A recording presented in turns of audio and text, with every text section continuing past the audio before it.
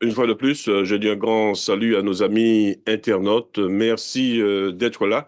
Nous avons l'honneur et le privilège de recevoir pour vous le pasteur Douillon Fallière pour une thématique importante. La question de la grâce va nous tarauder pendant quelques minutes. Surtout, la question de fond sera qu'est-ce que la grâce selon la Bible? Mais dans un premier temps, je vais lui demander de bien vouloir saluer nos amis auditrices, auditeurs de la radio Lamadier Fleury aussi, sans oublier bien sûr nos amis internautes. Bonjour ou bonsoir à tous et à toutes. Je vous salue dans le précieux nom de notre Seigneur et Sauveur Jésus-Christ. Comme vient de vous l'annoncer notre serviteur, notre frère, Pasteur Jules, je suis content pour être là. Je suis votre serviteur, Révérend Falière-Touillon. Donc, je suis content d'être là. Merci de m'avoir, Pasteur Jules. C'est un plaisir pour moi à chaque fois. Et merci à vous, les auditeurs, à vous qui regardez et à vous qui écoutez en ce moment. Merci.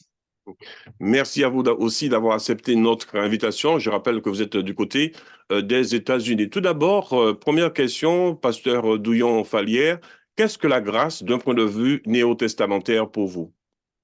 Alors, merci pour la question, pour cette première question.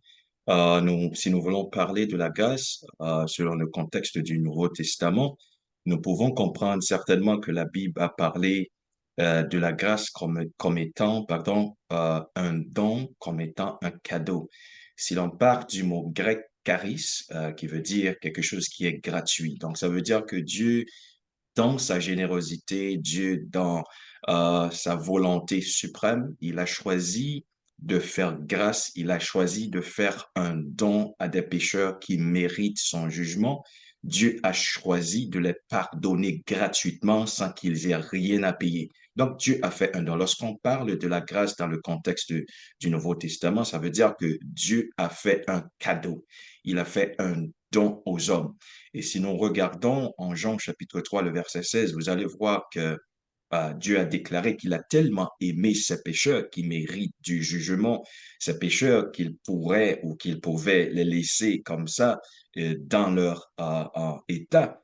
Mais Dieu a choisi de les aimer, il a choisi de faire un don, il a choisi de faire grâce à ces pécheurs au point de les donner son Fils unique. Et vous allez voir que Paul, lui, en Éphésiens chapitre 2, il va parler de la grâce. Il va parler de la grâce. Il va dire que c'est par la grâce, c'est par ce don. C'est un don gratuit. Il a dit, c'est par la grâce que vous êtes sauvés par le moyen de la foi. Il va ajouter, et cela ne vient pas de vous. Il a dit bien, c'est le don de Dieu. Donc Dieu a fait cadeau, Dieu a fait un don aux hommes. Donc parler de la grâce, c'est parler du cadeau, c'est parler d'un don gratuit que Dieu a fait aux hommes. Et la Bible a aussi parlé de la grâce comme étant la puissance de Dieu qui permet d'agir, la puissance de Dieu qui permet d'agir. Et vous allez voir en Acte 4, chapitre 33, on va lire que, en ce qui a rapport avec les apôtres, la Bible va dire qu'ils annoncèrent la parole de Dieu à Perge, puis ils descendirent à Thalie, ils embarquèrent pour Antioche, leur point de départ. Et la Bible dit qu'on les avait confiés à la grâce de Dieu, cette grâce qui leur permet d'agir pour la tâche qu'ils venaient d'accomplir. Et si vous regardez bien dans le texte, la Bible dit qu'on les avait confiés à la grâce de Dieu. Et cette grâce-là, elle n'était pas simplement dans la vie de ces hommes ou bien des hommes du Nouveau Testament. On a vu cette grâce dans la vie des hommes de l'Ancien Testament aussi, un homme comme Moïse, les héros de la foi. On a vu et cette grâce qui permet d'agir dans la vie de Gédéon. Avec 300 hommes, Gédéon a pu battre 32 000 hommes. Donc, c'est une capacité surnaturelle, c'est cette puissance surnaturelle, c'est cette habilité que Dieu il a investie dans la vie de ceux qu'il a choisis pour accomplir son travail. Et une dernière chose, en ce qui a rapport avec la grâce, la Bible nous enseigne en Tite, chapitre 2, la Bible nous dit que la grâce, elle est enseignante. Pas vrai? La grâce est enseignante. La Bible dit, car la grâce de Dieu, source de salut pour tous les hommes, et elle a été manifestée. La Bible dit, cette grâce que nous parlons d'elle aujourd'hui, ce don, ce cadeau, cette puissance, elle est aussi enseignante. Elle nous enseigne à renoncer à l'impiété et aux convoitises mondaines et à vivre dans le siècle présent selon la sagesse, la justice et la piété en attendant la bienheureuse espérance et la manifestation du grand Dieu et de notre Seigneur Jésus-Christ. Donc, nous pouvons parler de la grâce comme étant et ce don, nous pouvons parler de la grâce comme étant la puissance de Dieu qui permet d'agir et aussi parler de la grâce comme étant, pardon, et cette puissance qui nous permet d'agir et la grâce de Dieu comme étant enseignante. À votre avis, il y a-t-il une différence entre la loi et la grâce? Est-ce qu'on peut parler d'antinomie ou éventuellement de complémentarité entre la loi, la foi et la grâce? Si nous regardons à travers la Bible, Pasteur Jules, nous allons voir que la Bible nous montre la loi était ce pédagogue, c'était ce serviteur, c'était ce maître qui devait nous conduire à la grâce. La Bible a parlé de la loi comme étant un pédagogue. Si nous lisons en Galates chapitre 3, le verset 24, nous allons voir que Paul dit ainsi, la loi a été comme un pédagogue pour nous conduire à cette grâce qui est Christ, afin que nous fussions justifiés par la foi. Et donc, c'est pour vous dire que il y a une différence entre la loi et la grâce, parce que la loi était ce pédagogue, c'était l'image des choses qui devaient venir. Donc la loi, c'est l'image des choses, la grâce, c'est la réalité des choses. Et pour trouver cette grâce, il vous faut cet instrument qui est la foi. Donc la Bible nous enseigne que la foi ne pouvait pas satisfaire la loi ne pouvait pas satisfaire Dieu dans sa totalité, et c'est pour cette raison chaque année, on faisait ces rituels. Chaque année, on faisait ces rituels. Le souverain sacrificateur, il devait se présenter une fois par année pour offrir des sacrifices pour le pardon des péchés du peuple. Mais aussi, aussitôt que la grâce vint, toutes ces choses, il s'arrêtait. Donc, c'est juste pour vous montrer, et il y a une différence entre la loi et la grâce. C'est vrai, la loi, c'était ce pédagogue pour nous conduire à la grâce. Oui, il y a une différence. La grâce a satisfait Dieu dans sa totalité, ce que la loi ne pouvait pas faire. Et pour trouver, comme j'avais dit, et la grâce, il vous faut la foi. D'où ma question, à qui Dieu offre sa grâce? Qui sont les bénéficiaires aujourd'hui? Oui, c'est une question. Je crois qu'en lisant la Bible, nous pouvons comprendre exactement quelle est l'idée de Dieu. Quelle est l'idée de Dieu? Dieu a choisi tout le monde pour aimer tout le monde, quel que soit votre statut social aujourd'hui. La Bible dit en Jean 3,16 que Dieu a tant aimé le monde qu'il a donné son Fils unique. Dieu n'a pas simplement aimé Falière, Jules, les Blancs, les Noirs. Dieu a aimé tout le monde, tout l'univers, toute la terre. Et nous allons voir que dans 2 Pierre chapitre 3, la Bible va dire que Dieu ne veut que personne ne périsse. Dieu, il offre sa grâce à tout le monde, à toute l'humanité déchue, toute l'humanité qui a trouvé sa chute en Adam. Dieu veut relever tout le monde. Donc, pour répondre à ta question, Pasteur Jules, Dieu offre sa grâce à tous sans exception. Dernière question avant notre conclusion. D'ores et déjà, un grand merci à vous d'avoir accepté notre invitation pour cette réflexion.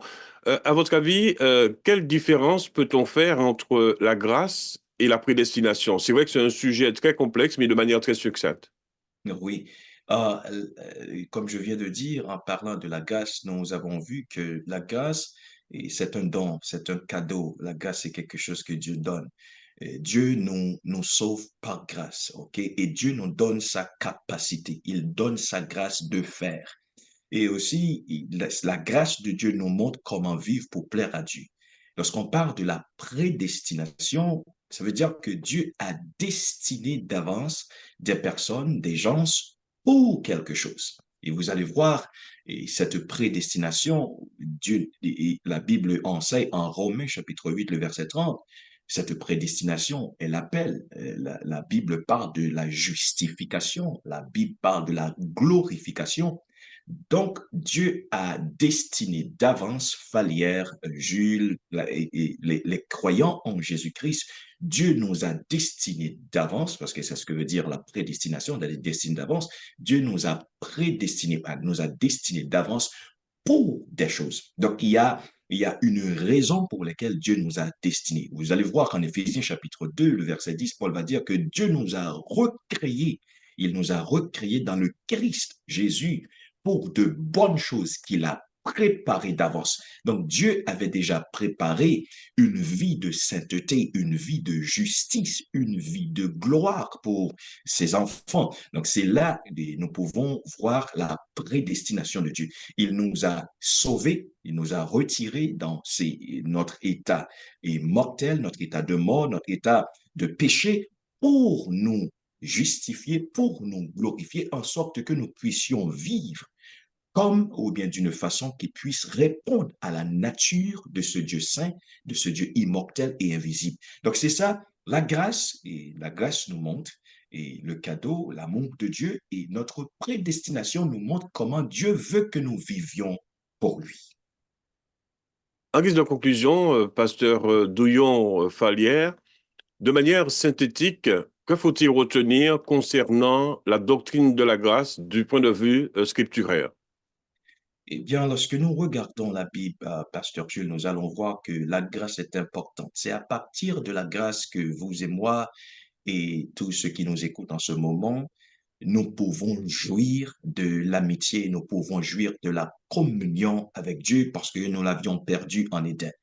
Donc, cette grâce, elle crée le chemin, elle a ouvert la voie pour nous, comme l'auteur des Épîtres aux Hébreux nous l'enseigne. Cette grâce a ouvert la voie pour nous pour entrer en communion avec ce grand Dieu. Donc, la grâce, c'est le chemin qui nous mène au Seigneur et cette grâce qui va nous donner la capacité de vivre une vie conforme à la volonté de Dieu. Donc, si nous voulons parler de la grâce, elle est importante pour nous, car sans la grâce, nous ne pouvons pas nous approcher de Dieu. Sans la grâce, nous ne pouvons pas communier avec Dieu. Sans la grâce, nous ne pouvons pas bénéficier des choses que Dieu nous réserve dès avant la fondation du monde. Donc, tu comprends? Donc, c'est comme ça. Et pour nous, la grâce, elle est fondamentale dans notre relation avec Dieu. Une fois de plus, un grand merci à vous, pasteur Douillon-Falière, du côté des États-Unis. Et je donne rendez-vous à nos amis internautes pour une prochaine vidéo. Merci d'avoir été des nôtres. Pasteur Jules, merci de m'avoir. C'est toujours un plaisir. Et je dis merci à vous tous qui écoutiez en ce moment. Que le Dieu vous garde, qu'il vous protège et que Dieu nous donne de vivre par sa grâce jusqu'au grand jour de l'éternité. Merci infiniment.